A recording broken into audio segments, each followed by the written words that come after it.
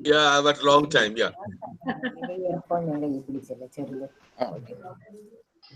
Yes, we are good to go. Oh, Nishiji is here. Nishi Kuruku Okay. Sahai.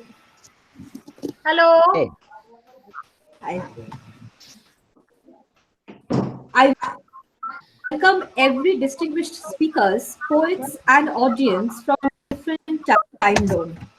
A very good evening to all of you from India, specifically from Kolkata in West Bengal. I feel extremely happy to see all gathered here, although in a virtual platform, to celebrate the release of Jaydeep Sarangi's new book of poems entitled From Dulung to Beas. I specially thank the publisher, the eminent speakers, and poets for being a part of today's program. Before we proceed further, let me take you to the meandering flow of the rivulet Dulung, which upholds the cultural uniqueness of Bengal. Our poet has tried to encapsulate his local roots with the flow of Beas, a river in Himachal Pradesh. The way in which our poet has dreams and imagination to a global level is indeed very unique and impressive. We move forward with our program, and I would like to welcome our poet, Jaydeep Sarangi sir, to please deliver his welcome and address. Jaydeep da.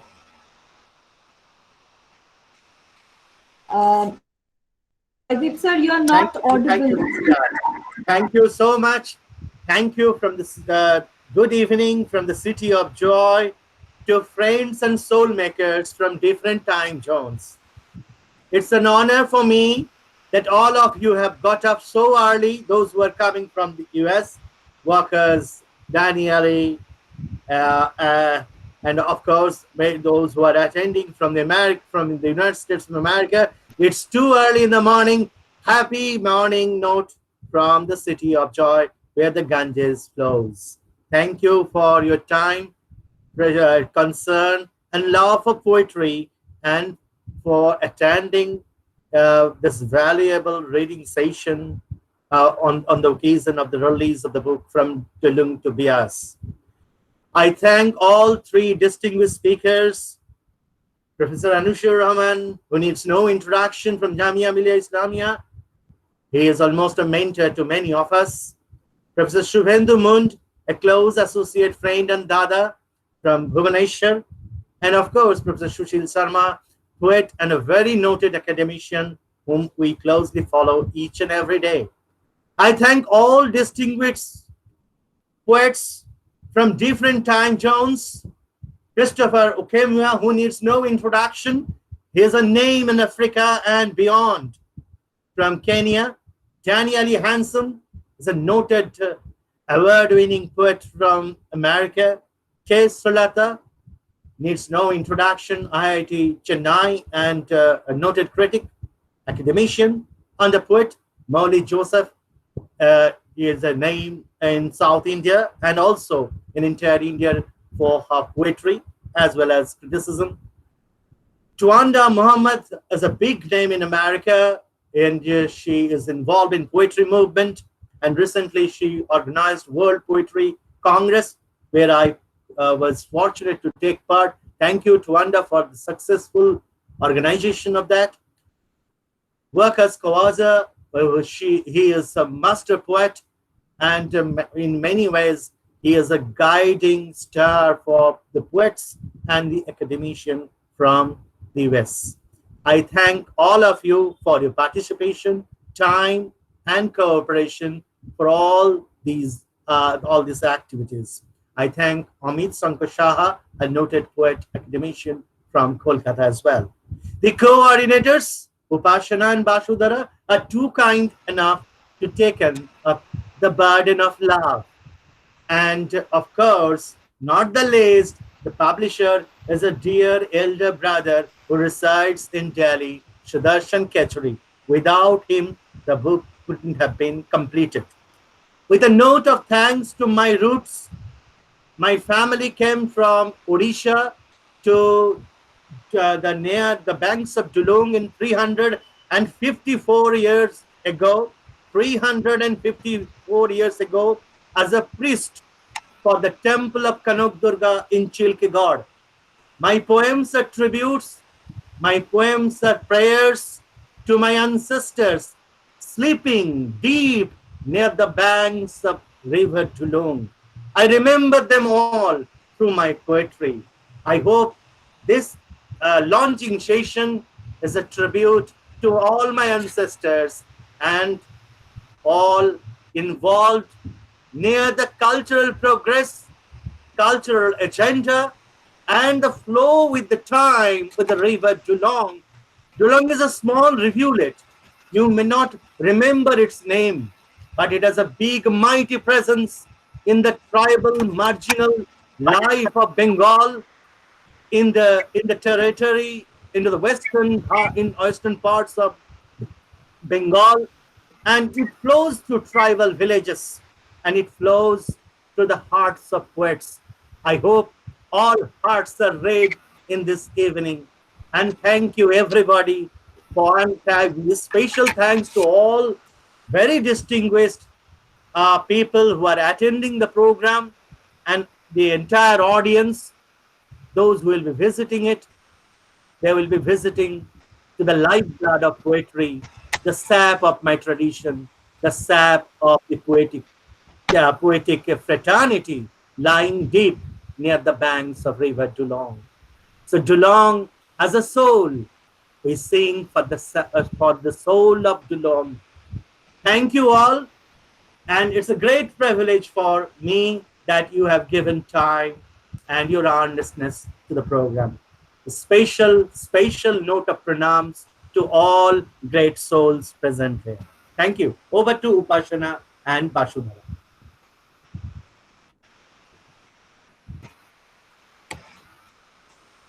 Thank you, sir. Thank you, Jaydeep, sir.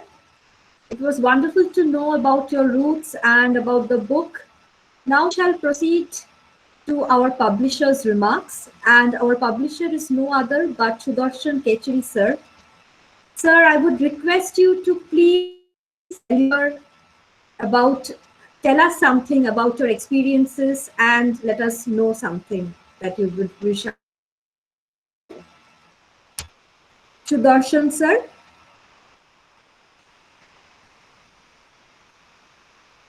Sudarshan, sir, you have to unmute yourself. Bashudhara, ma'am, I cannot hear you. I'm audible?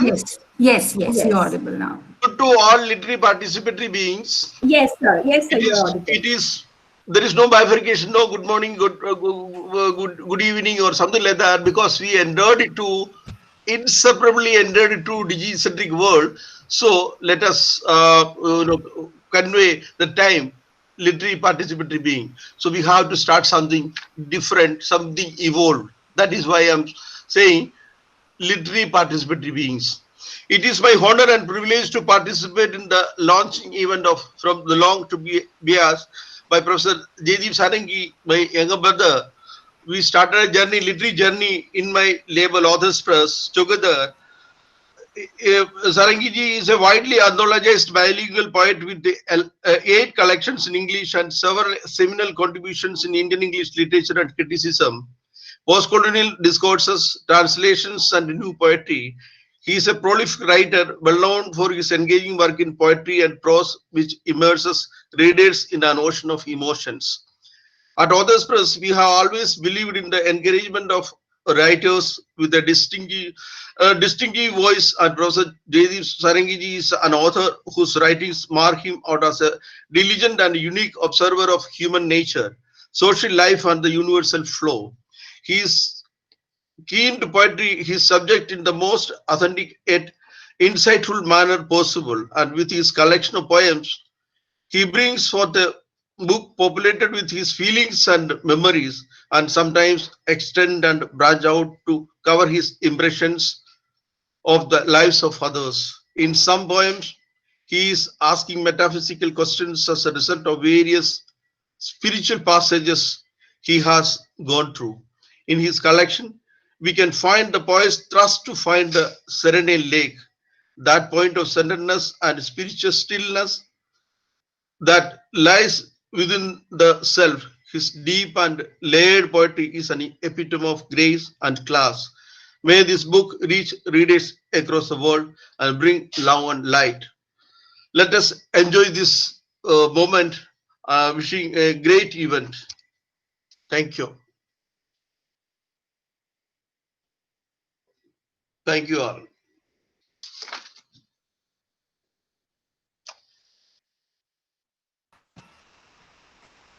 Thank you, Sudarshan sir. Thank you very much. We are indeed very enlightened to hear whatever you have said. Thank you very much. Now we shall move on to our guests, and we have very eminent guests here today evening. First, I would like to call Professor Anisur Rahman sir. Professor Anisur Rahman, formerly a professor of English at Jamia Millia Islamia, New Delhi, is a critic, translator, and bilingual poet in English and Urdu. He has worked and published extensively in the areas of post-colonial literature, translation, and comparative studies. Over to you, Anisur sir. You can speak now. Thank you. Many thanks, friends. And thanks for giving me this opportunity to be able to speak with you this evening. It's great to be with friends. I can see the numbers about two dozens and more. And I can see now Waqas Khwaja Sahab joining here. Wonderful to see you. Wonderful, wonderful Waqas Sahab. Adab. Friends, it's a very good occasion. And one thing is that friends whom we haven't been able to meet for quite some time now, these are the platforms where we can develop a new contact and see each other. So this is one of the gifts within quotes of this COVID, that it has brought some good moments as well. When I received this book from my friend, this collection of poems, I was wondering if I would be in a position to participate, because I didn't know if I could be, say, able to share my thoughts with you about these poems, which are very deep-rooted, of course, no doubt, Jaydeep Sarangi. But then I thought that I must be here to be able to share with you some of the thoughts about these poems, and also to listen to you and to your poems. Jaydeep Sarangi is a very well-known academic. We all know, we are academics, we know each other so very well, has been a poet for a long time now. Now, if you say an academic and a poet, then the responsibilities are greater on the poet, because an academic, when he becomes a poet, so he looks upon himself and his work many a time with lots of doubts and revelations, whether this line or that comma or that full stop or that line length or that word rhythm, etc. So looking at your poems, I realized that you have been walking a terrain which is your own.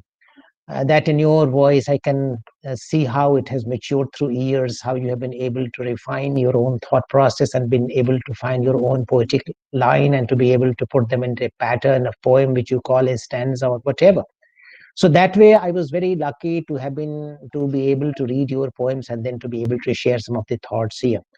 Jaydeep Sarangi has been published quite well. He has 8 collections, we have been been told. And then he's also an anthologist, so that way he needs no introduction. This is a cliche, but then it's really what I mean, saying that he needs no introduction that way. He's been published in India and abroad, many places, and he has visited these places and recited his poetry, presented his poetry. So Sarangi's poetry is not something that is very new to you. If you have read all these poems, maybe in other anthologies that he published earlier. This particular anthology, which is in my hand right now, that is from Dulung to Beas. Actually, Beas Nadi, this is what we call. So in English, we write Beas, Beas, but this is Dulung to Beas.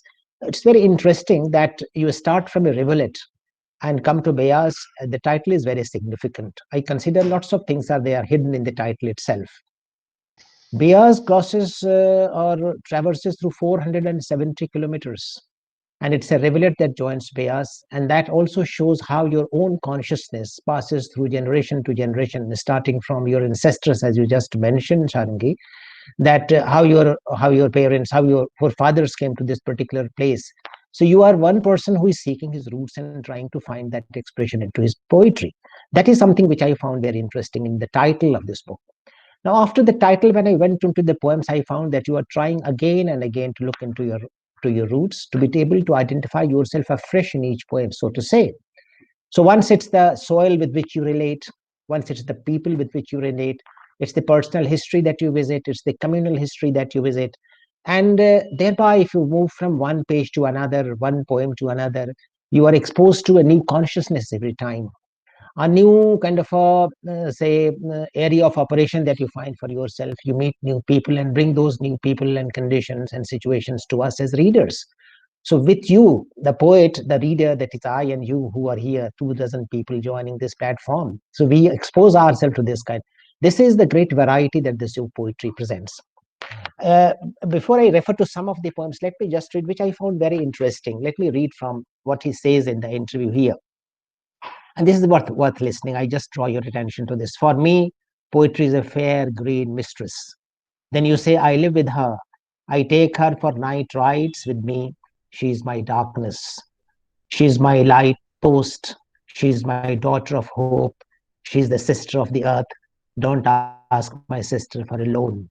I swear I shall always keep her in good humor. If you break these lines, this is a poem itself. And a very deep-rooted poem that gives you an idea of what this poet is like, what Jaydeep Sarangi's identity as a poet is, and how he seeks his roots and how he seeks his voice and finds them for us as listeners. I just continue with another extract from the interview which he has given, and there also he expresses his thought process and the poetry, the kind of poetry that he writes. He says, a poem is the congress of ideas. My poems are armed with love, grit, fortitude, nostalgia, and hope. No one needs to explain it further. He has explained his own preoccupation so very well here in these lines.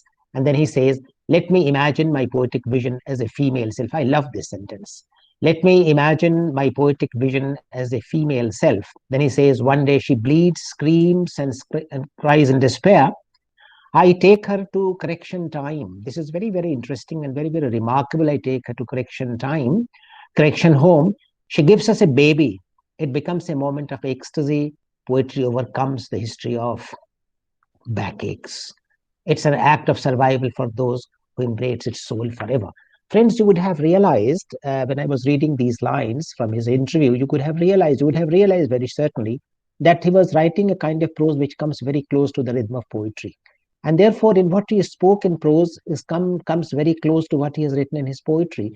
And this is the poetry of self-expression, but he finds his metaphors, let me put it the other way.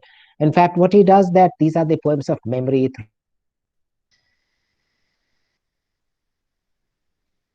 the personal as well as the communal coming together, the people as well as the soil to which he belongs, the people and his ancestry, he himself and his ancestry. So, and the location to which he belongs, and how like the river he moves from one location to another and goes on exploring himself far miles and miles ahead. 470 kilometers that this Beas traverses.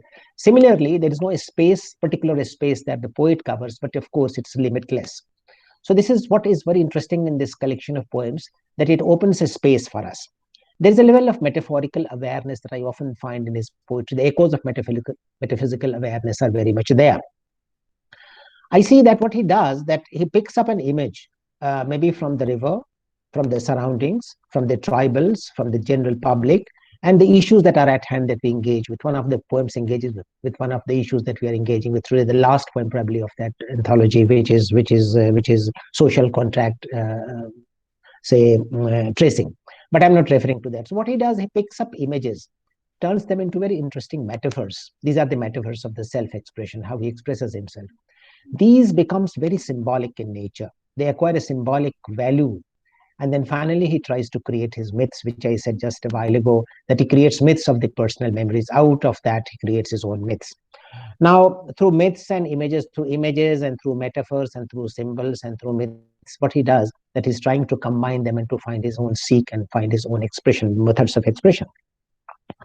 He seeks his roots in the personal as well as in the communal and finds a larger space for himself. If I were to refer to some of the poems, I would especially mention a poem with which this anthology begins, Shall I Ask Again? If you look at this poem, This is with which this is the poem with which this anthology begins, and here he's trying to seek an answer and also to seek a question. So the answering and the questioning goes side by side in this poem. This is how I can look at it. Then after that, there is a poem which is very interesting, which is called Life Beyond.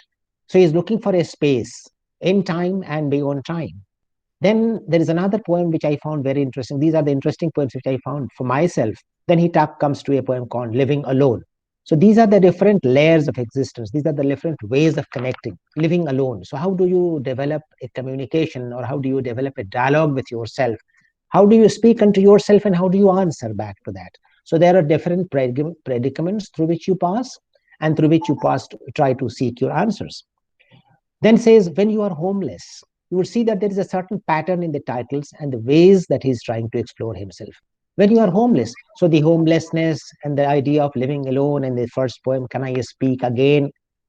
Then you come to a poem, very interesting poem called Desire. So it's a book of desire. It's an anthology. I would call it an anthology of desires.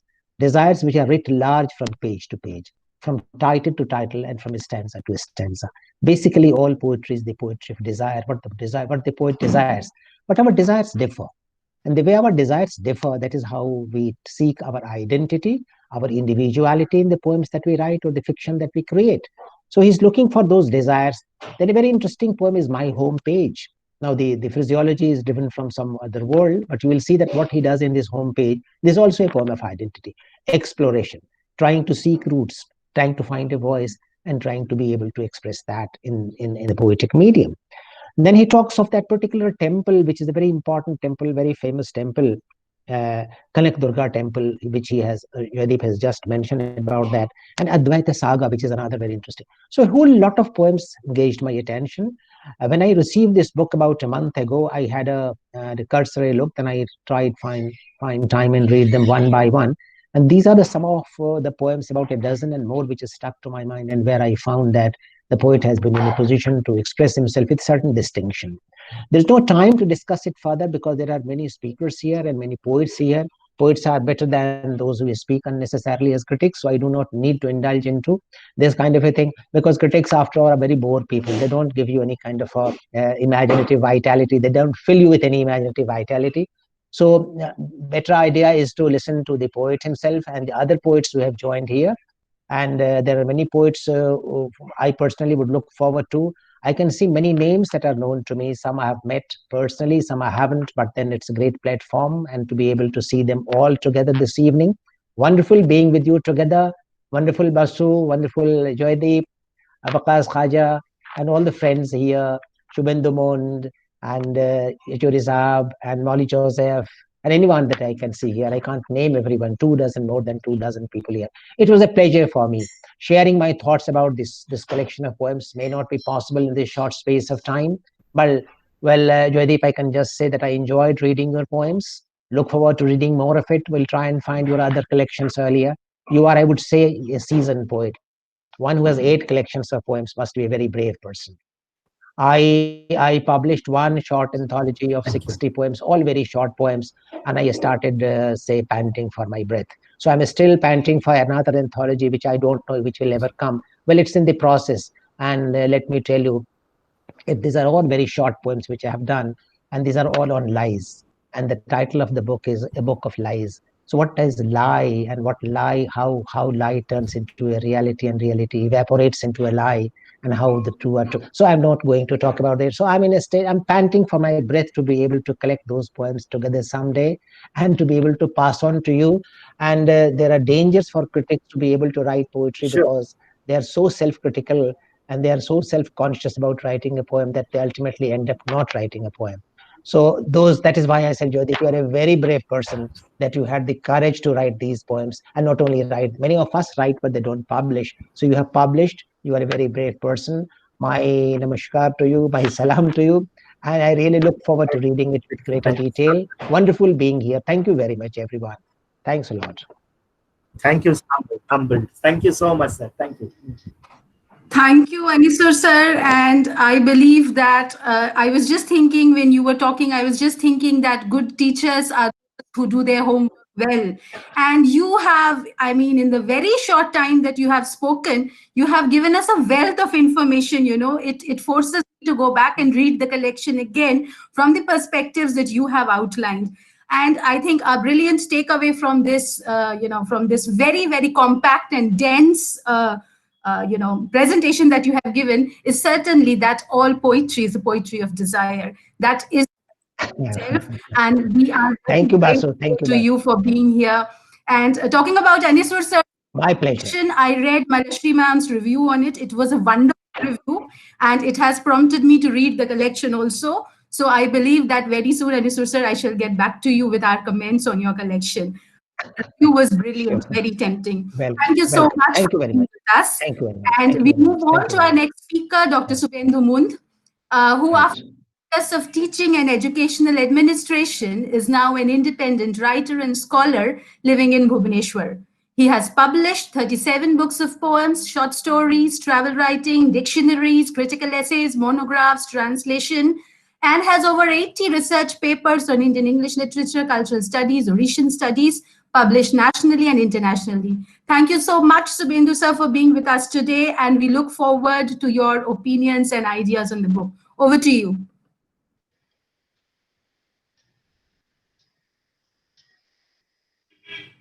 You have to unmute yourself. Yeah, thank you very much. So, thank you, Basudhara. And I need not actually keep on addressing everybody. There are so many people, very near and dear ones, and people I adore. So I can say only hi everybody, hi poets, hi poetry, and not hi critics. Uh, it's a great pleasure to be here. A pleasure because first it is poetry.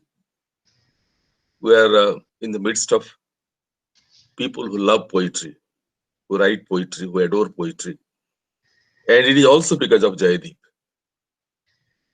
Uh, he has been a very dear brother to me for more than 2 decades, and I have seen him rising from the very um, young age, and I'm very pleased, very proud of him. I know the family, and I know also Titas, we will see in the poems, whom I call Titas, because it is actually Titas, but I say Titas. So Titas figures in this poem also, in this poetry book also. So I'm greatly delighted because I know he has published several anthologies of poetry, and it is good. And I should thank Mr. Kechuri for uh, publishing it with revised, contents, giving more poems and all that. Now this book looks more compact and it communicates more. Now that because 2012 and 2020 is almost 8 years and things have changed like anything.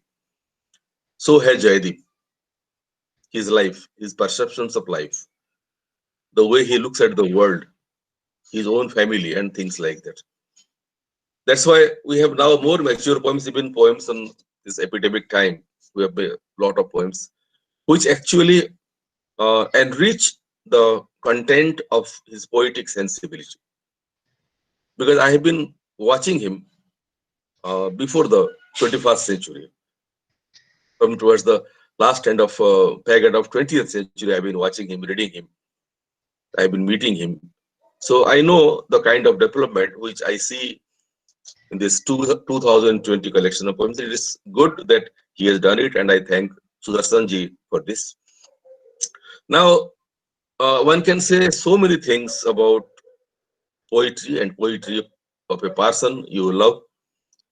But I will tell only one thing here because I don't have the time, because so many speakers are there. And once I start speaking, as you know, you all are teachers and we speak about 45-50 minutes in the minimum. And sometimes double classes. So it goes beyond 1.5 hours. So after then only say, oh, wow, kuch to hua. 1.5 ghanta padhaya. So it is not like that. We have to be very, calculative in our. We have to measure words in a coffee spoon. So now I will tell about only one thing. I'm very glad and very happy to say that I have, Anisurji knows very well, I have written for him. I have been observing, and I have been also responding to different kinds of,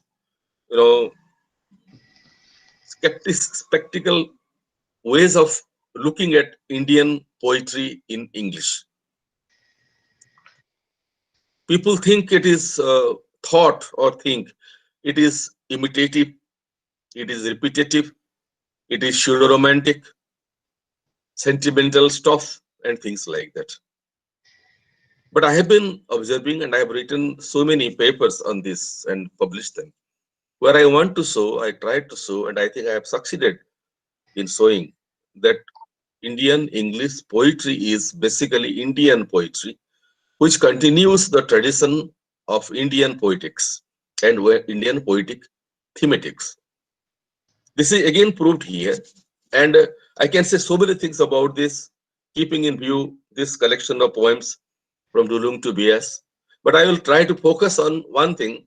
And very interestingly, Basudhara in her mail told to me about that thing, water. And I think Anisurji also told about that, water. Now, why water is so important here? Look at this thing.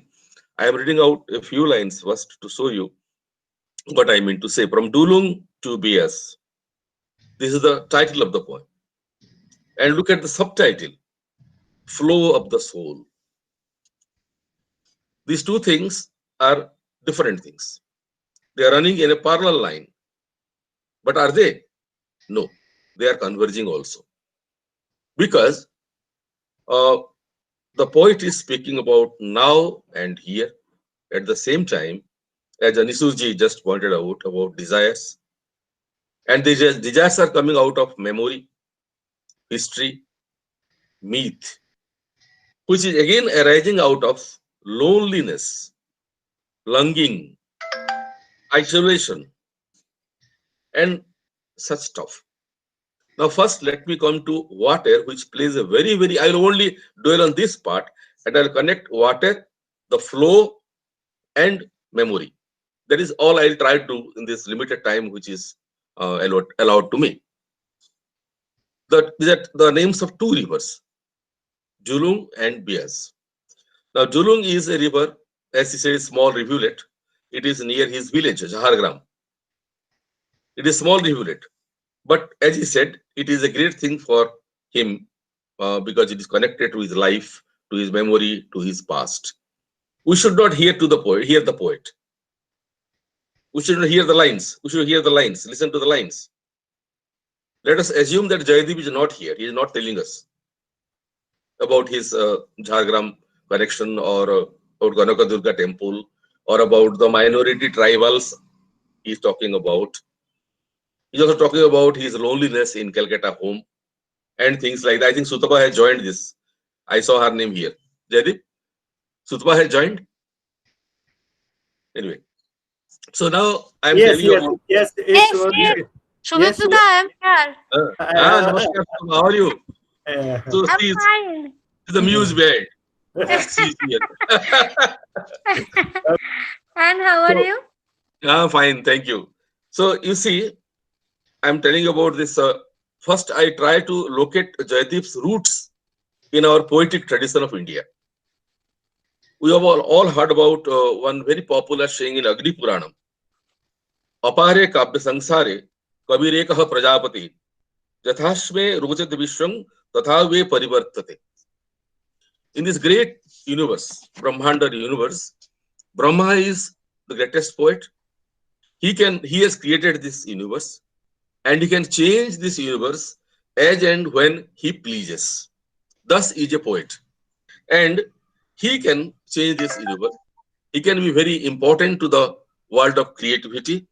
And in this way, the poet is a creator in his own way. He is autonomous. So is poetry. And so is creative spirit. Now, from that we have the basic idea that the poet is a seer. The poet is a seeker. We have the traditions of great mystic poets like Swami Vivekananda and his guru Ramakrishna Paramahansa songs and Sri Aurobindo and later on other poets who continued this tradition And in a long paper, I have discussed this, so that I don't want to go into that. And even in Tarudhat, you will find this mystic strain. Now, I am saying all this because I find that my reading of Indian English poetry is reaffirmed when I read the poems of Jaydeep here. And water. Now, here we have in our Indian tradition again, we have Pancha Mahabhuta, Khiti, Up, Tej, Marut, and Vyoma. Interestingly, all these 5 elements are conjoined in the poetry of Jaydeep. I don't know whether he is conscious of that or not conscious. It doesn't matter to me. But I find that water is given a lot of importance. And see here, Dulung is a river, small rivulet. And it begins with, it becomes a reminding factor of water from the very beginning, from Dulung, then to Beas. And this Beas part is very interesting. This Beas is actually Vipasa. It is a river, small river. Anisurji was saying 70 miles. It is about 61 miles long, as I have read in the Google. And it is also Saraswati, river Saraswati, which is there and which is not there, that kind of river. And this Vipasa is called Beas, and it is also important, not only in the current times, but also history, mythology, and our traditions. Because, Vipasha is one thing, it means the uncontrollable, which cannot be controlled. And this Vipasa itself, or Saraswati, this actually a connection of creativity is there. And again, very interestingly, I don't know whether the poet is conscious of this. He also talks about Dvipayana. And Dvipayana has a connection to Vipasa. Because Vipasa is the river where Vasishtha had founded his ashram. Vasishtha is the great-grandfather of Dvipayana, Krishna Dvipayana Vyasa. And again, see, he's talking about Saraswati, river Saraswati, which is not there. People have been trying to find it out, but it is called a subterranean, flow. Similarly, the poet also talks about Dvipayana lake. In some editions of the Mahabharata, it is Dvipayana. In some editions, it is Manasarovara. But Dvipayana again is the name of Vyasadeva, the greatest poet of India. And here also, this Dvipayana actually doesn't exist like Saraswati. It is subterranean. It like your subconscious. It flows from somewhere which you cannot see, but you can feel, and that is the poetic sensibility. That is how water plays a great role. Then he comes to, again, another thing which connects the Chiti part, the land part, like in Titas and Meghna. These 2 rivers connect two countries, and most importantly, they also connect the 2 divided Bangas, Paschim Banga and Purba Banga, also Tripura. And in this connection, it becomes all the more important. He's talking about 21st February, 1952, when there was a language movement in Bangladesh. The people wanted to have their own language, Bangla, not Urdu or any other language. And there was agitation all over. There was firing by the army and the police, and several people were killed. In commemoration of that day, 21st February, they observe Shahid Divas. It's very unique. Language martyrs. We have heard of political martyrs, but not martyrs of language. And that is how this connects, which was East Pakistan or East Bengal or Bangladesh. This Purba Banga and Paschim Banga, these 2 are connected by Meghna and Titas. So this is how land is connected. This is how memory is revived. And language is the mode, is the means through which a poet expresses his or her poetry. So this is a kind of, network which very unconsciously works in his poem. And I can go on and on saying about this. There are so many things I can add here. And from this, the memory of the past, mythology, Vedas, even the Vedas. In the Vedas also it was called the Vipash. Rigveda calls this river Vipasha as Vipash. And this is how this has continued. It's a continuum going on and on and on, though we are not aware of it. So this is how water plays a very vital part. In almost more than half of his poems, there is mention to water, flow, stream, river, rivulet. These words are repeatedly used in the poems, and the ideas continue. They keep on connecting from one idea to the other, connecting present to the past, real to imaginary, present to the memory, history, mythology, legends, Sthala things like that. And see, there is sense of rainy days. You see, there are so many poems talking about rain, rains, river again, and loneliness. And what is this loneliness? Is it a kind of artificial loneliness he's talking about? Now see, in a sense of rainy days, the poet writes, the voyagers carry their memory luggage. These are the, points, signposts, for you have to derive what the poet is going to say. The voyagers carry their memory luggage. And in another poem, playing near the banks of Dwapayana, he says, I quote, a downstream in the corridors of past. So there is the presence of the past always. And there is always the pastness of presence which you find in these poems. And river plays a very eminent role in all these things. Now, from this I connect to the realistic part of the poetic self.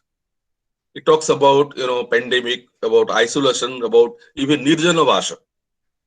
There's no use talking about nirjana vasha in these poems, but he tells about that. He talks about gurus, he talks about acharyas, and I think this idea of nirjana vasha is related to the kind of quarantine we have, isolation that we have during this COVID period.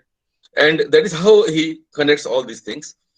And see, I want to read out a few poems which are very relevant to what I'm saying. Living Alone, this poem also was referred to by Anisur ji. In Living Alone, I quote, in the sad terrace of my Kolkata home. Last time when I went to Calcutta on his invitation to give a lecture on Swami Vivekananda's poetry, he said, I would have called you to my house, but I am lonely there. Sutapa is not there. Jaydeep told me that. So if Sutapa is not there, children are not there, I live alone there. So I just remembered that particular conversation when I read this poem and these lines. And how powerfully he conveys the ideas. I want to read this out again. He says,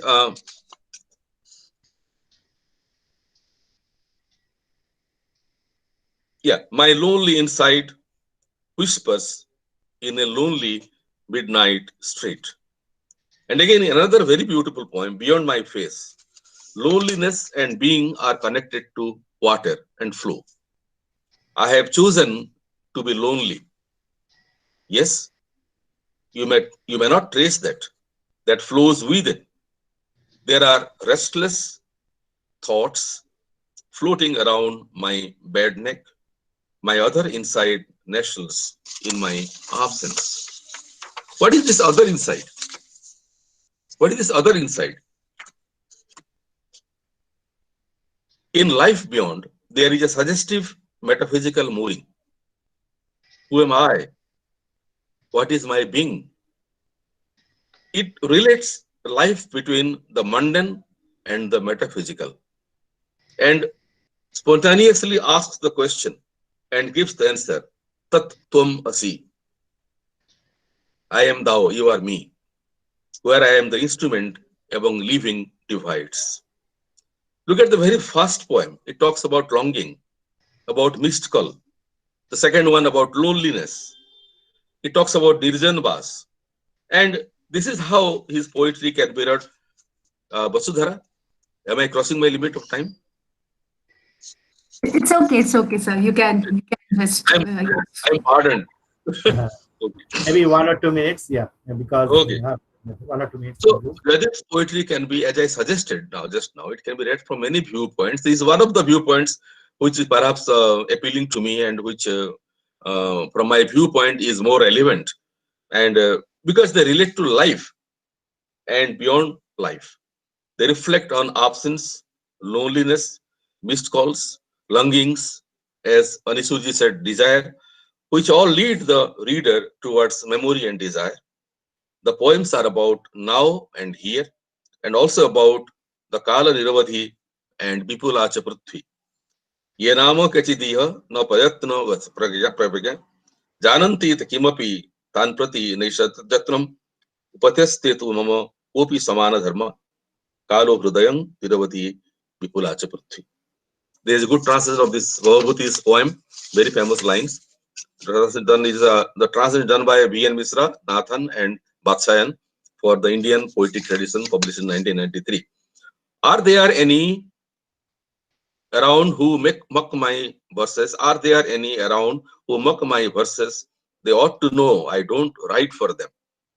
Someone, somewhere, sometime will understand. Time has no end. The world is big. That is what the poet is.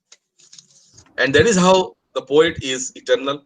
First I told about Kavireva Prajapati, and now I talk about Vipulaja Prithvi and Kala Niravadhi, the time, the eternity of time, the endlessness of time. Thank you very much for listening to me. I don't know whether I have spoken nonsense or sense. No. Thank you so much, Vanida. It means a lot. Humbled. Yes, thank you. Thank you, Subhendu sir. That was a wonderful presentation. You could, weave in diverse strands into the reading of these very rich poems. And from your presentation, I take away the very first statement wherein you said that it will always be poetry in English, which is written for an Indian audience and is firmly ensconced within the Indian culture. So thank you so much for your wonderful presentation. Thank you, Srilata. Yes. Thank you, Srilata. We move on to our third speaker, Professor Susheel Kumar Sharma, who is in the Department of English and Modern European Languages at the University of Allahabad, Uttar Pradesh, India, Prayagraj. Yes, his poems have been widely published in Canada, France, Ireland, Scotland, UK, USA, and his most recent collection of poems, Unwinding Self, was published in 2020 by the Vishwanath Kaviraj Institute, Cuttack. We welcome you, Professor Susheel, and the stage is all yours. Thank you so much for being with us.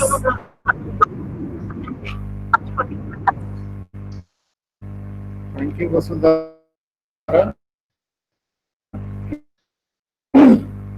I'm grateful to the organizers as the coordinator, Chatterjee, for giving me an opportunity to say a few words about Jaydeep Sarangi's collection of.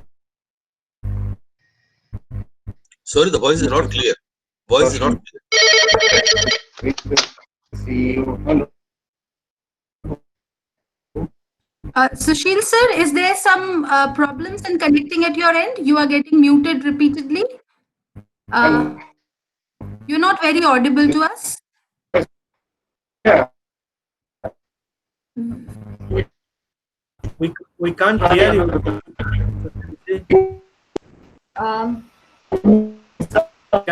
Yes, Susheel sir, we cannot hear you properly. Can we come back to him a little later? We continue. Yes, I think we can do that. And is it possible for him to is there some way in which the audibility can be improved at your end, Susheel sir? You can maybe log out and then log in the meantime, we can proceed with one of the poets. Do we have his consent? Jaydeep sir, Yeah. Can you connect on the phone with him? I'll try with him. So you go ahead with the poets, huh? Start with the poets, huh? Okay, pass on. We'll get Yes, back to you. yes. So yes, it would have been so wonderful. give a call to him and tell him what is the problem. He's not able to listen. Give a call to Sushil. I am talking to him. And please continue, Ashudhara and Yes. So it would have been wonderful. We thought that we would declare the collection launched after all these three brilliant critics spoke. But then, yes, we wait a while for good things. So we wait to officially launch the collection.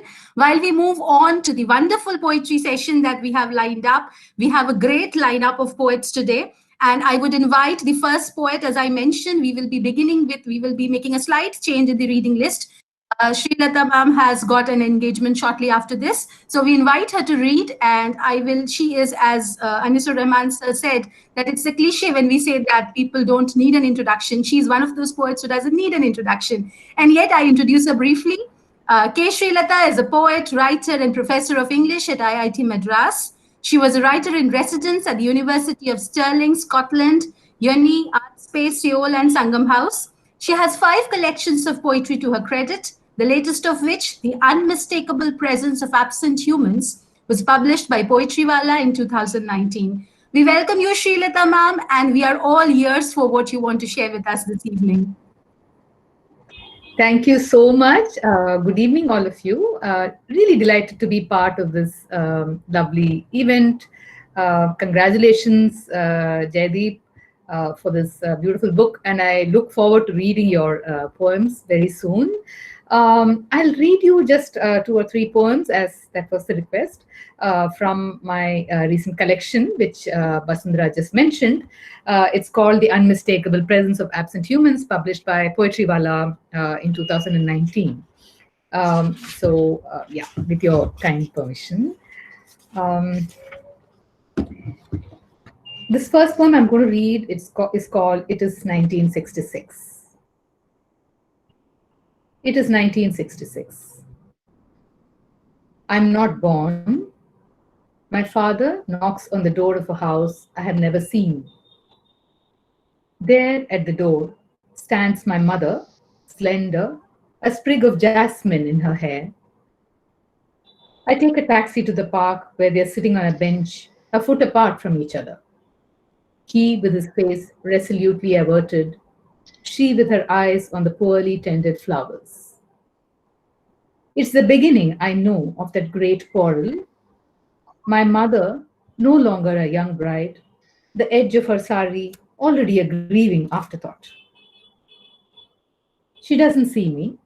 She sees only the crumble of her years. I am to hold forever the grating harshness of it all.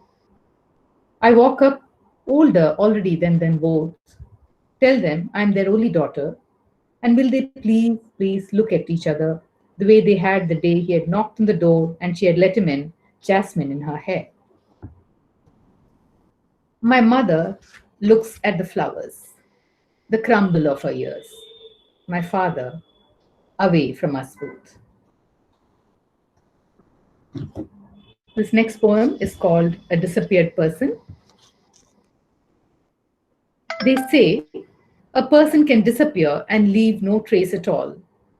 Such things are known to happen.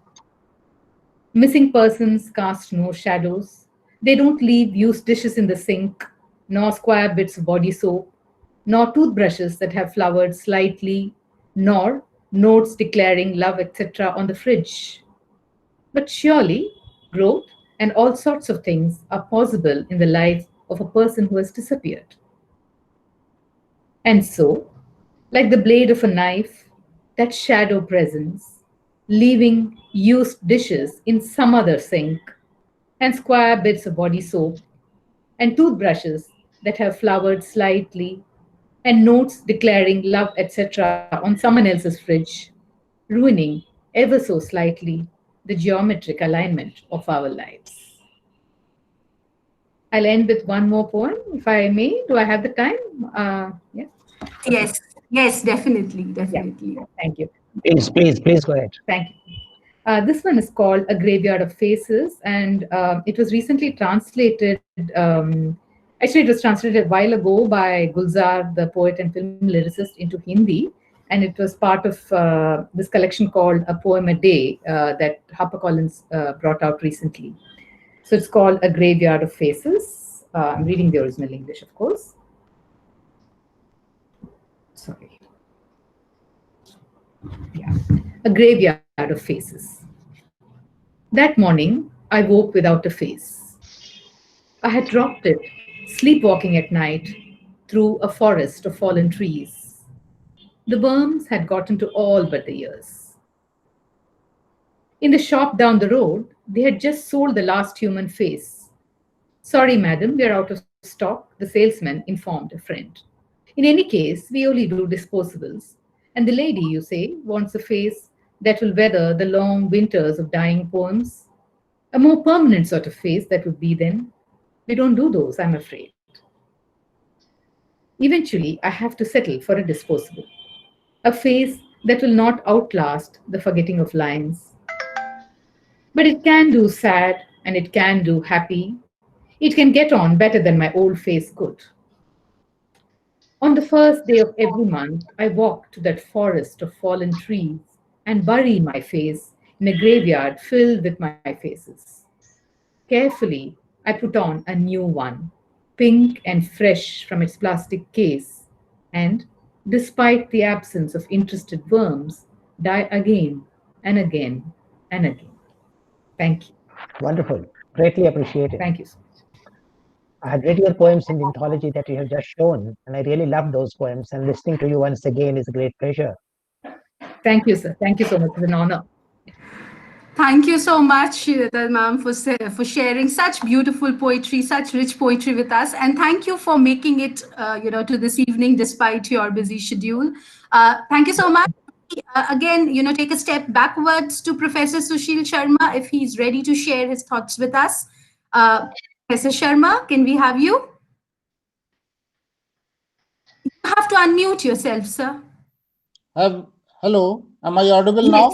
Yes, you are audible. Perfect. Yeah, we can hear you, sir. Yes. I'm sorry for the faux pas. The technology just dissed me at the last moment. It's fine. It's fine. It happens with all of us. Thank you. I'm grateful to the organizers, especially the coordinators, Dr. Vasudhara Roy from Jamshedpur and Dr. Upasana Chatterjee, for giving me an opportunity to say a few words about Professor Jaydeep Sarangi's collection of poems from Dulung to Beas. And I also take this opportunity to congratulate the publisher of the book, Mr. Sudarshan Kacheri, the Chief Executive Officer of the Authors Press, for daring to publish new authors and ensuring them a place in the published world. In the days when the general complaint is that the books do not sell, and of all the books, poetry books do not sell at all, it is almost a splendid wonder that the second edition of the book From Dulung to Beas is coming out. The credit for this feat goes to both the poet and the publisher.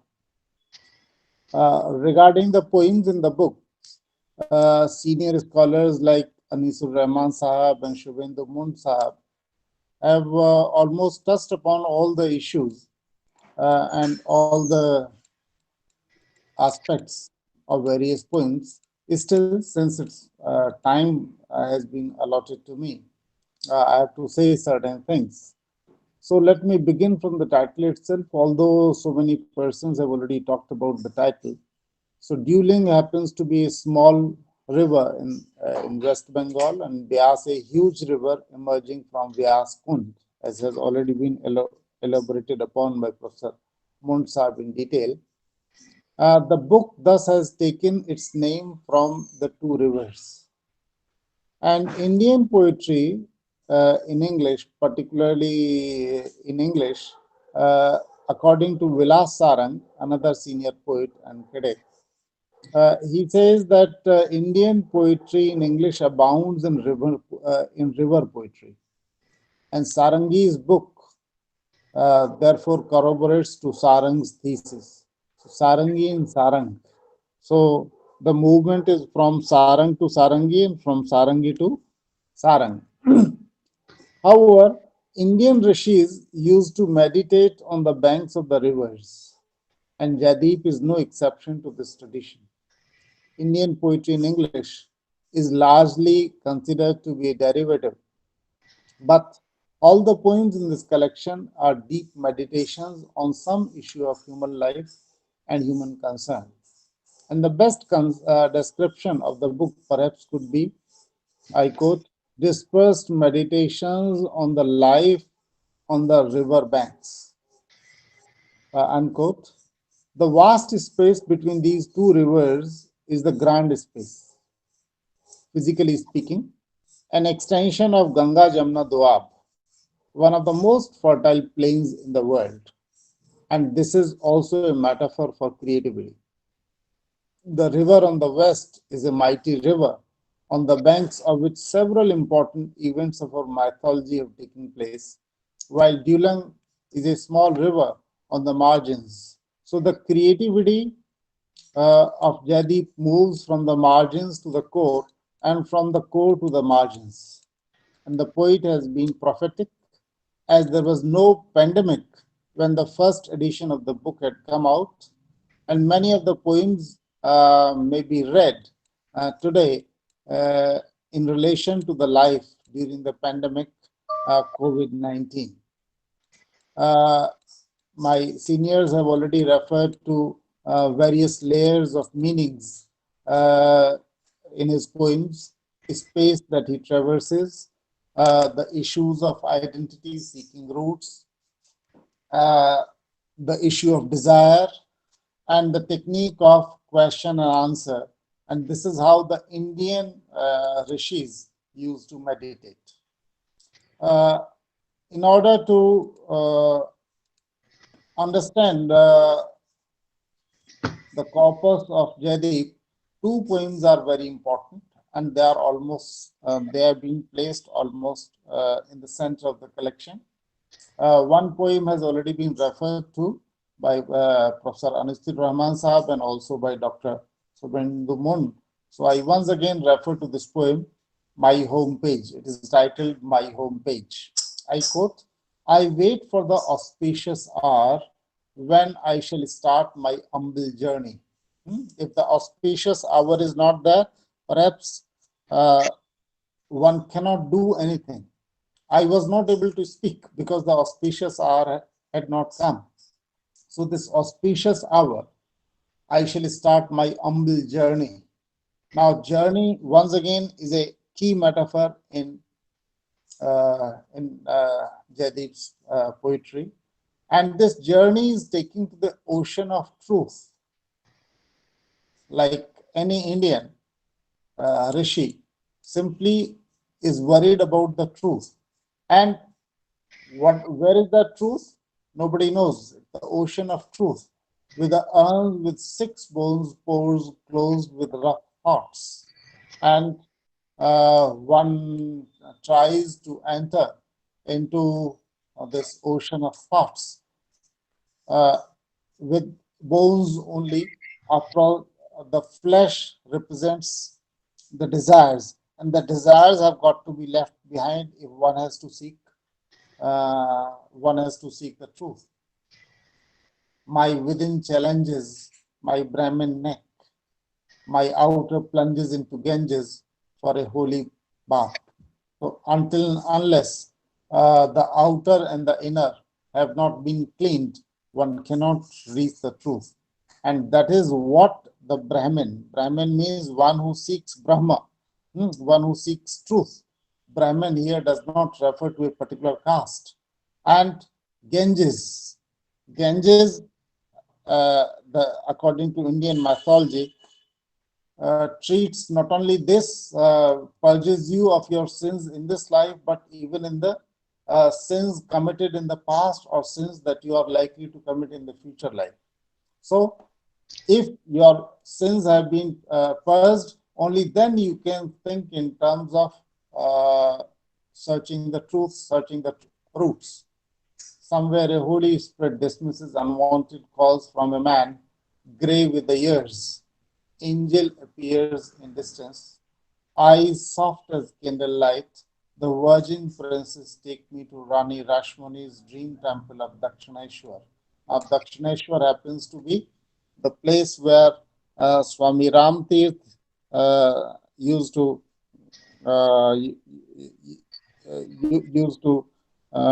worship goddess Kali, and Swami Vivekananda was also uh,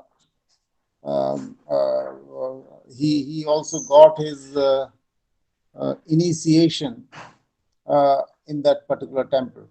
Now, for a Bengali person, not only for a Bengali person, but also for all those persons who believe in the Kali tradition, in the Devic tradition, in the Durga tradition, this temple is a very important temple, particularly if one has to enter a new kind of a life.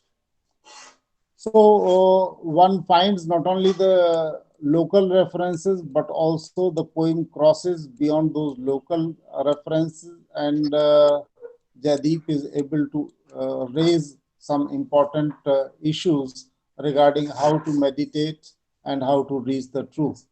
And soon after, one has to go to the second poem in the collection, soon after it, when the lamp is lighted. When my burning mind within, who am I? What is my being? Longings and passions no more stir.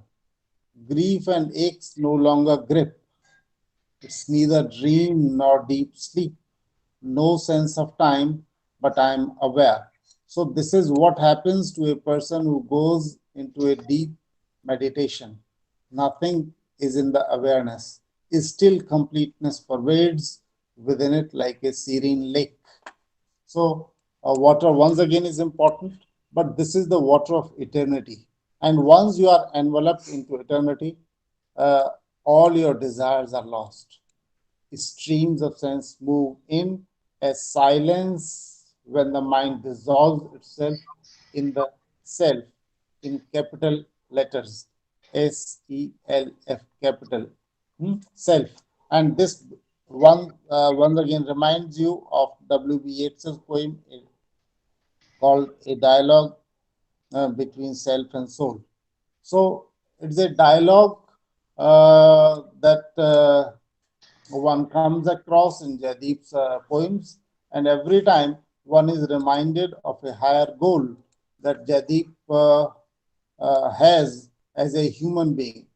And once again, this reminds me of the journey from being born as a man and crossing that boundary of man into a human being and human consciousness, trying to merge that consciousness with the ultimate consciousness that happens to be the consciousness of ultimate consciousness, whatever you call it, whether you call it nature, you call it God, you call it super consciousness, as Aurobindo puts it. So the time that has been given to all the speakers is very limited, and Jaydeep's poems cannot perhaps be simply analyzed within 5 to 6 minutes. So I stop here. I think I have not crossed my time limit, Vasudhara. So no, sir, thank you. It's absolutely fine. Absolutely. Thank you so much. Thank you so much. Thank you so much. And thank you so much, Professor Sushil, for drawing attention to the marginality, to the idea of spirituality in these poems. And with the ideas of these three wonderful critics, we can declare this collection of 51 poems from Dulung to Beas, dedicated to the great Indian English poet Bibhu Padhi. We can declare it to be formally launched. So congratulations, Jaydeep sir, for the book. And the book is now delivered to the hands of the world. And with this, we go back to our reading section. We are excitedly sorry to interrupt you, Vasudhara ma'am. Sorry to interrupt you, Jaydeep sir. If you please could switch on your video announcing, because as ma'am to take a photograph to keep it as a memorable document. It is on. Please switch on your camera, sir. It is on. It is on. Upasana, his camera is on. All the cameras are on, I believe. Okay. Yes, yes, yes. And claps Oh. once. Yes, it's done. Okay, thank you. Thank you so Thank much. you. I'm humbled. Upasana. And we move over to, as I said, our wonderful reading session, and we go back to our first poet lined up for the series now, Amit Shankar Saha, who is a PhD from Calcutta University and teaches at CCOM Skills University. He's the author of 3 collections of poems and has been nominated for the Pushcart Prize and the Griffin Poetry Prize. He's also the editor-in-chief of EKL Review, a journal that is doing fabulously, and the Assistant Secretary of IPPL.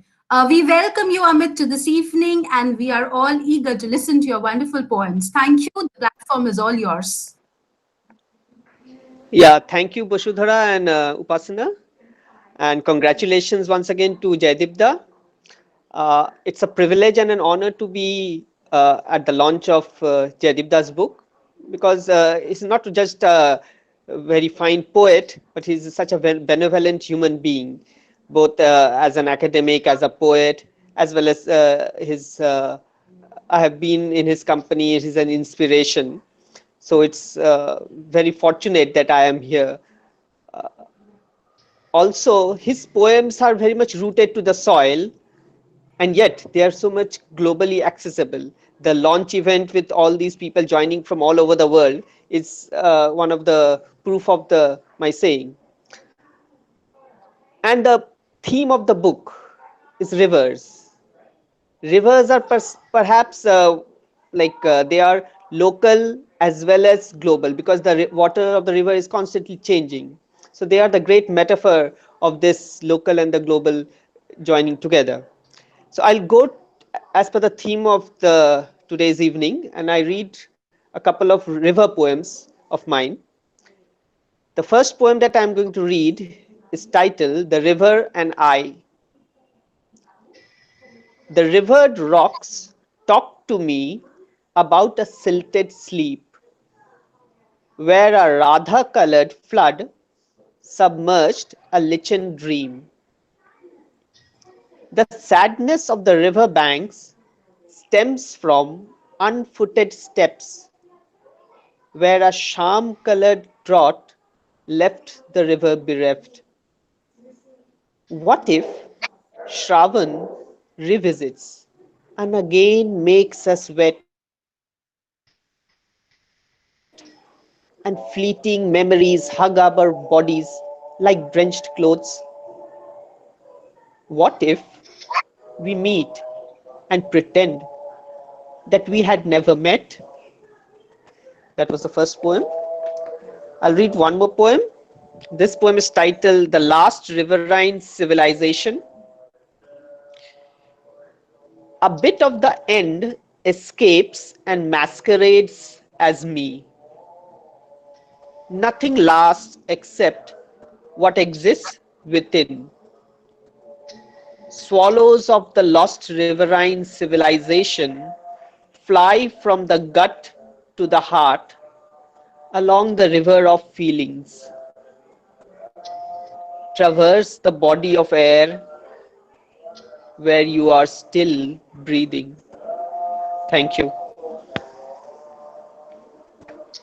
Thank you, Amit, for your very beautiful poems. Thank you so much for sharing these beautiful poems with us this evening. We move on to our next poet, Christopher Okemwa, who is a lecturer of literature and creative writing at Kisii University, Kenya. An awarded poet, actor, dancer, playwright, short story writer, children's writer, and of course, the founder and director of Kistridge International Poetry Festival in Kenya. Welcome, Christopher, and we are looking forward to your lovely poems. Thank you for being with us. You will need to unmute yourself. You will need to unmute yourself, Professor Okemva. Yes.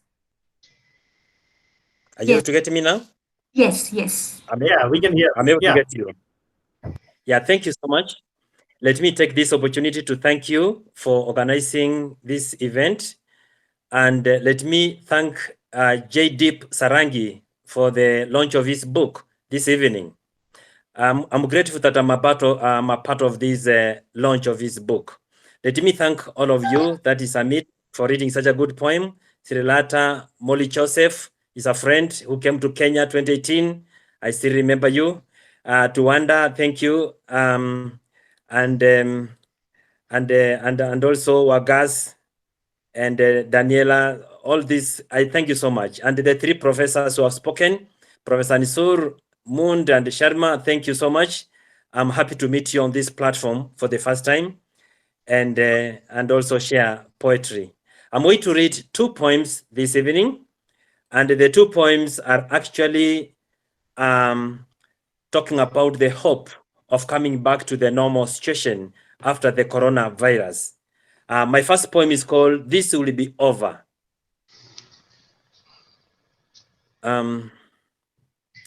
It will all be over one day, soon. This is the darkest point of the night, indicating dawn is nigh. A rainbow will run across the sky after this heavy storm. Handshake will soon resume, kissing and pecking. The bosom friends will come home again, and we shall feast as we used to do. Intermingle freely, hug and laugh. Flowers will bloom and spread fragrance. The birds will sing on trees as they used to do. The rivers will hum their songs of bliss and bliss. The sun will shine once again with a silvery glint. The moon will laugh from the heavens and fill the nights with warmth. The world will breathe again. The world will smile again. Thank you. That's my first poem. Let me go to the second poem. Terror is fading fast. That's the title of the poem. The terror and the fear, the alarm is fading fast, diminishing, gone, or about to go. The lethal claws of the microbe is no longer dreadful. The gentle footsteps of the divine messenger, the guardian spirit, is heard yonder. Brilliant flowers grow in our minds. We catch with our eyes the soft images of sunlight. Glimpse into the moonlit nights, gently burning candles. Listen to the soft twitters of the birds. It's morning. The night has disintegrated like pieces of chalk. The dawn is gone, or about to go. People are starting to gather on the streets, hugging and kissing. Maskless faces display laughter and giggles. Life has come back, or is soon coming back, in abundance, rushing in, bending down to pick its old cloth. Thank you very much. That's the end of my 2 poems. Thank you so much for evoking this vision of hope, and we really say amen to these poems and hope that your vision comes true. We move over to the next poet, Danielle Hanson. She's the poetry editor for Double Back Books and is on the staff of the Atlanta Review. She has won the V. Gale Award from Hubbub, was the finalist for the 2018 Georgia Author of the Year Award, and was nominated for several pushcarts and the Best of Nets. Danielle, we welcome you to this evening and we look forward to listening to your wonderful poems. Thank you for joining us. Thank you so much for inviting me, and congratulations, Jaydeep. I'm going to start with carving a name in the ice of a river. It would be pointless if you didn't need a knife. Be careful not to slip. You won't feel the pain, but your work will be as undone as your heart. Now sit back and shiver. Wait until spring. Freeze slowly to your death as the name unmoors. It is off to haunt the ocean. You cannot haunt the ocean.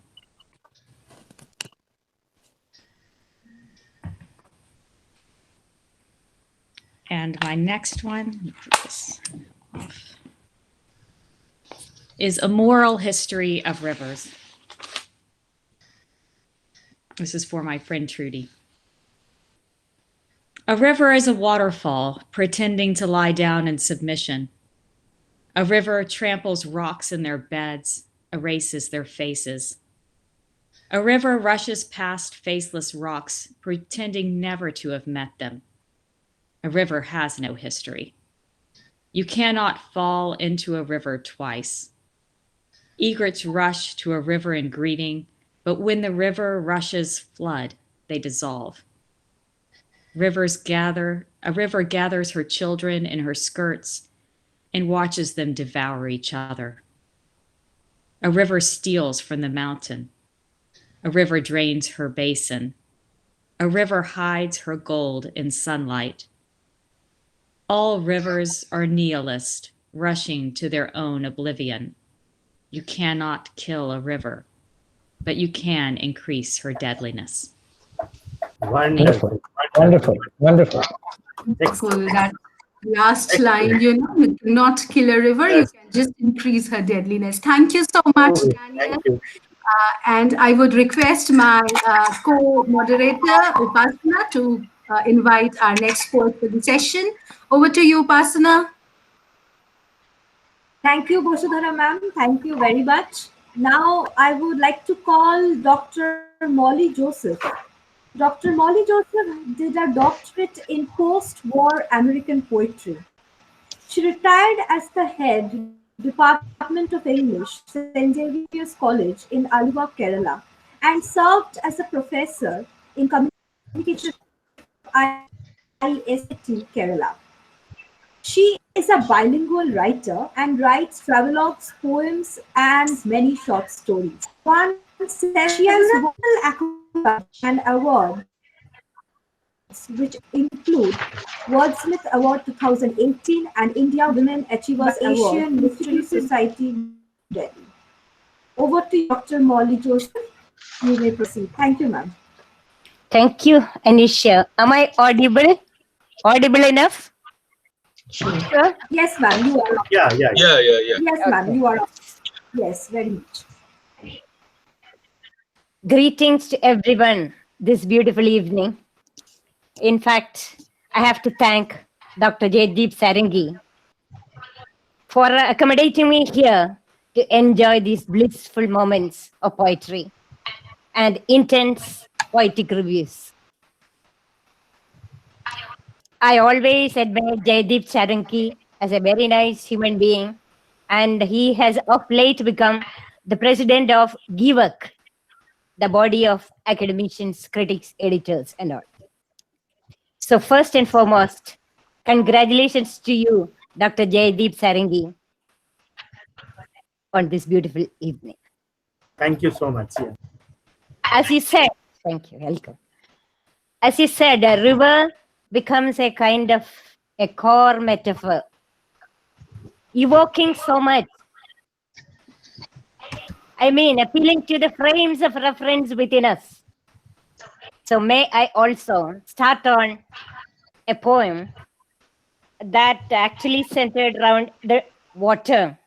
It was published of late by Sudarshanji, Author Press. Water sings over the stones. And the very first poem deals with how life flows. Water sings over the stones.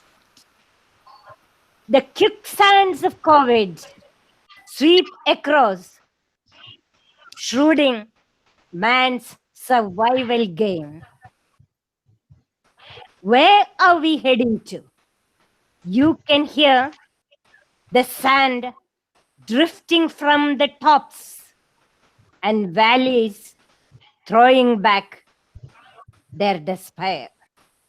It echoes, pervades the near, the far, while pale horizons watch. No, out there, a plane awaits. You're a bird of solace, where water sings over the stones. The wind cools you. The cattle stand in wait under the trees to step down to the riverside to quench their thirst.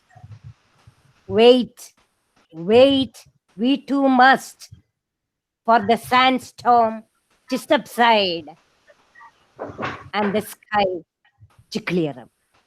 Wait, wait, we too must for the sandstorm to subside and the sky to clear up. That's my first poem. Can I move on to my next one? Yeah, sure. Yes. Please. Sure, ma'am. Please. Thank you, thank you. This poem, a recent one, unpublished.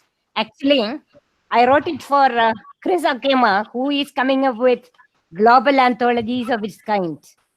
One of his anthologies, breathtaking titles, and I Can't Breathe. That is one of his famous global anthologies, dealing with that horrible incident. Next came Musings on the Days of the Pandemic. Now he is invited for District Festival to talk on the new dawn that has risen.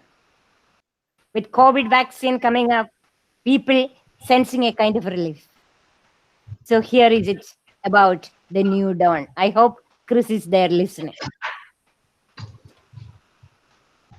A new world awakens to a new dawn, while the gentle wind wafts in, whispering the provenance, permutations, promises.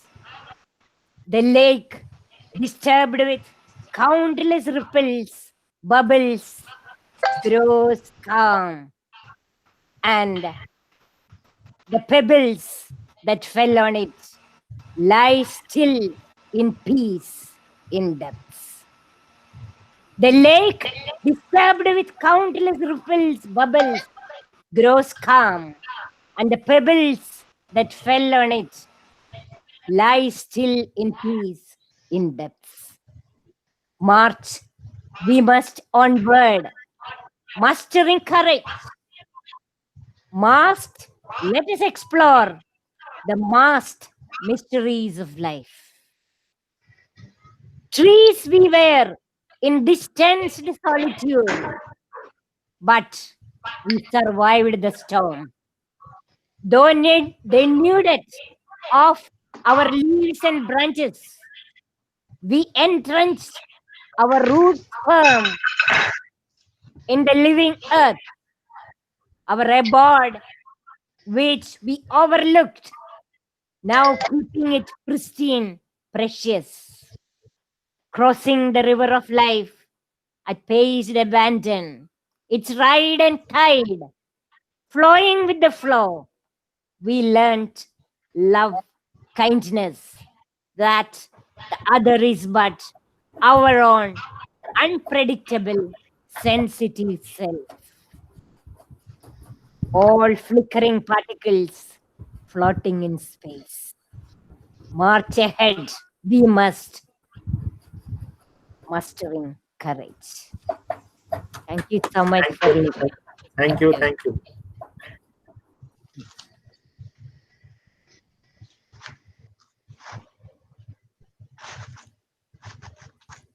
Upasana, you are muted. Upasana, dear, you are muted. You will have to unmute yourself and begin all over again. Yes. Thank you so much, ma'am. Thank you, Molly ma'am, for your poems. And now we would like to proceed. Tuwanda Muhammad is a poet and playwright based in Atlanta, in Georgia. Her poetry is inspired by life, scripture, and nature. She has performed at the Decatur Book Festival, Mother Mary Theatre Program, Java Speaks, Thousands of Poets for Change. Over to you, Tuwanda ma'am. Please. Hello, everyone. For you to read to hear your. Yeah. Okay. Hello, everyone. Congratulations, Dr. Jaydeep, and thanks for having me. I'm going to read my poems. I'm going to read my poems, and they are somewhat inspired by the COVID-19 vaccine and the issues that we're going through with that. So my first poem is An Everlasting Hope. My hope is the air in my lungs, the stride in my step, my spoken name. Without hope, I cannot breathe, travel, or be known. My life never stands still. It continues to move with hope because after midnight, the morning comes. This year, hope was all I had to keep me going. The hope that I will be with family again. I will see friends again. I will be with people again. And I will be free again because after midnight, the morning comes. Even when my hopes come undone, when the dreams I dreamt pop like bubbles, I continue to breathe the fresh air of the morning sun because after midnight, the morning comes. What is life without hope? It is a dry desert with no rain. It is a crusty piece of toast burnt in the oven, a cry that never stops, a quiet echo in a continuous loop. I need hope. I believe in hope. I only live through hope because after midnight, the morning comes. After midnight, the morning comes. Thank you. As well as a poet, I'm also a mother, and I had the opportunity to attend my daughter's graduation. So this is a poem inspired by that. Yesterday, we left home at dawn. The sun shines brightly above Georgia's galling winter wind as it gripped our down feathered coats. It was a 3-hour drive to the university to meet today, my daughter's graduation, another chapter in her curious, courageous life complete. Hours of studying and sacrifice will be rewarded with a diploma and new letters after her name. Today, I collect my coy, chi-filled cries to celebrate our changing capes. Her black gown with gray and blue regalia is a symbol of victory. Mine is a coat of arms, cuffed next to my conflicted heart. On a day meant for her, I think about me. My mind meanders on what will replace her empty space now that she has her own. She needs me less. I need her. Gone are the days when she held my hand. Today she walks on her own. I crave to turn back the clock so I could give her a bottle just one more time. Hold her safely in my arms again. What I would do just for a moment to hear her baby cries and coos. Due to COVID, we sit outside on cold concrete bleachers and watch the processional. When her name is called, I sit, a proud mom, as she walks gracefully across the stage. Thank you.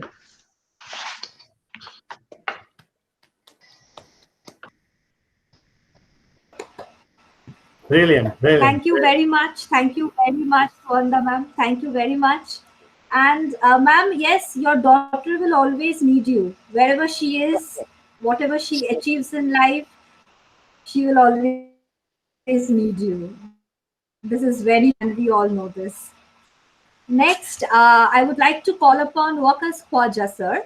He is the Ellen Douglas Leyburn Professor of English at Agnes Scott College. He has published 4 collections of poetry, a literary travelogue about his experiences with the International Writing Program at the University of Iowa, and has edited several anthologies of Pakistani literature in translation. Waqas sir, can you please take over and read your poems? Thank you very much. I really appreciate being a part of this wonderful constellation of poets and intellectuals, critics. And so you must congratulate Jaydeep also for a remarkable collection of poems that he has brought out. I enjoyed reading them very much, was very grateful that it was shared with me digitally. So I must say that, really very well crafted and profound poems, poems that I've reflected on and gone back to again and again. So greetings to you on this launch. I have a couple of poems that I'd like to share with you. Here is one called I Saw Her in Al-Andalus. I saw her in Al-Andalus, first on the far side of the Mezquita Catedral de Cordoba, hovering briefly by the mihrab, like a flickering candle flame, before mingling with shadows of arched date tree columns somewhere beyond the marble altar. And again in Seville, just a glimpse of her in white muslin, gliding between the retablo mayor and the choir in the Cathedral de Santa Maria de la Sed, once Abu Yaqub's mosque, and out into the Sehen, the patio de los Naranjos. But it was in the gardens of Alhambra that I could not doubt any more, for she lingered there by the flowering pomegranate long enough for me to catch her eye with that flash of recognition and a half smile on her lips before she turned and disappeared in the avenue of cypresses. Though by Allah, I swear, I had lowered her in her grave with my own hands in Mecca over 25 years ago.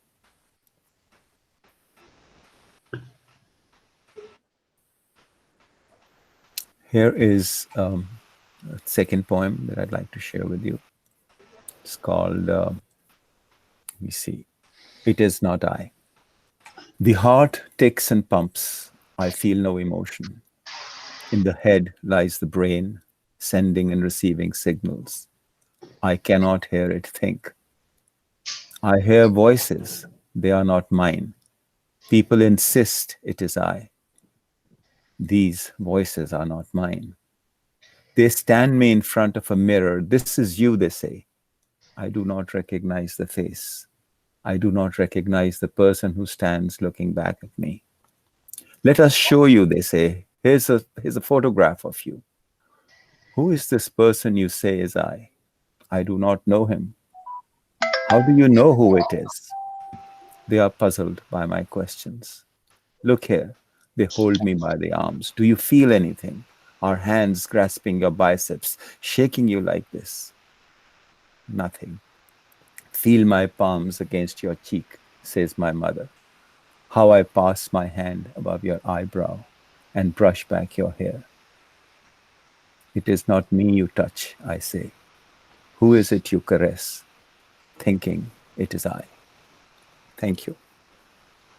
Very moved, Waqas, very, very moved poem. Great listening to you today. And after a long time, we have been able to connect. Great connection. Sudra and Jaydeep, I'll have to take Sure. leave Thank you because I so have a much. meeting at Thank you, 7:30. I'm already Sushil. late by 10. We'll So meet please allow me again. to. And Waqas, Thank you very much. wonderful. Thank you, Anis. For wonderful Very points. good points. Thank you. Thank you, Anis. Thank you, Sir, thank you very much. Thank you. Thank you, Anisur sir. Thank you so much for being with us. Thank you. Yes. Thank you, Waqas sir, for your very intense really poems, falling short of words, because we're indeed very moved by the emotions that you tried to portray in your poems, and we can feel them. I think that's the thing that we can achieve after hearing a piece of a poem. Thank you very much, sir. Now I would like to request Jaydeep sir, our very dear poet, Jaydeep Sarangi sir, to please read a poem or a couple of poems from your new released book. Thank you, Upashana and Bashudhara.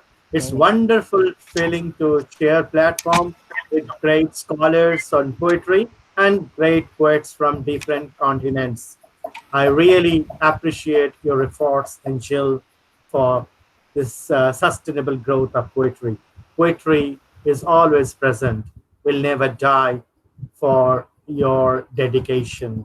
Thank you, everybody. Now, this book is dedicated to a great Odisha-born poet, Bibhu Padhi. I think I return to Padhi every day because somehow, some way, I cannot go away from Padhi because I have all the collections that he has written, and somehow I always fall back to Padhi each and every day, every night, at least 1 or 2 poems I go back and read Padhi. So this book is my humble dedication to Dr. Bibhu Padhi. I read one poem that is written long back, because this book was published in 2012. So possibly this poem was written around 2010. My old flute. I'm sure these days, these sal trees, an important source of hardwood timber, look back in its slow, silent, flowering wait for the season's timely return. The full prayer of peace shall revive its color from its deep, deep sleep. The wind of cold absences pass by gently. The field lies quiet, waiting for my maroon body, its warm sails falling apart, maybe in a future course of time. Reaching me even here, these forest-side villages, terracotta temples, where my prayers form a return journey, which must fall on the muddy roads. In the tribal girl's vacant look, the ghost of my previous birth makes me wild. I nourish my thoughts to grow up as a soulful tree, or like river Dulung, where you all shall be my pregnant foliage. Thank you so much. Thank you so much. Yeah, over to. Thank you, sir. Thank you so much, Jaydeep sir. There could be no better way than to end our program with your wonderful poem. Thank you very much, sir. Thank you. We have come to the end of our program today, and I would like to call upon Sutanuka Ghosh Roy ma'am to deliver the vote of thanks. Sutanuka Roy Ghosh Roy is an assistant professor of English in Tarakeshwar Degree College, the University of Burdwan in West Bengal, India. She is currently engaged in active research, and her areas of interest include 18th century literature, Indian literature, Australian studies, and gender studies. She is a regular contributor to research articles and papers to anthologies.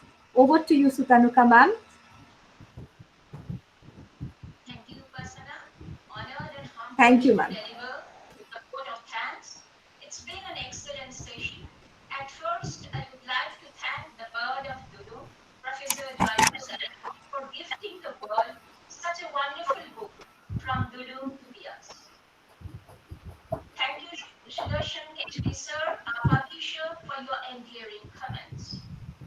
Thank you, Professor Anisur Rahman sir, for your wonderful deliberation. I also thank Professor Subhendu Mund for the valuable insights. And thank you, Professor Sushil Sharma sir, for your generous comments about the book. All your thoughts on the book have deep impressions. Coming to the poetry session, we saw poetry coming alive as poets across the globe assembled on a virtual platform to gift us treasures. Poets from India, Kenya, and USA came together with some amazing poems. Thank you, Srilata ma'am from Chennai. Thank you, Amit Shankar Saha from Kolkata, Christopher Okemwa from Kenya, Danielle Hanson from USA, Molly Joseph ma'am from Kerala, Tuwanda Muhammad, and Waqas Khwaja from USA. And Jaydeep, and our own Professor Jaydeep Sarangi for all your beautiful poems. A very big thanks to the two excellent moderators, Upasana Chatterjee and Vasudhara Roy. Last but not the least, all our viewers for being with us. Thank you all. Thank you, and also thank you everyone. I think Waqas and Tuwanda, you had to get up very early in the morning. So take care and love and hug from Kolkata. Thank you, Okemwa and Subhendu Anisur ji and Sushil ji for gracious presence. You are the mentor of many Indian minds. Be there always. Sudarshan ji, you are the constant inspiration or Gangotri of support. Gangotri of support. And Bashudhara and of course Upashana, no words are sufficient for you. And all poets, Molly and everybody. Thank you, everyone. So much. Thank you, Jaydeep. So, we also note that all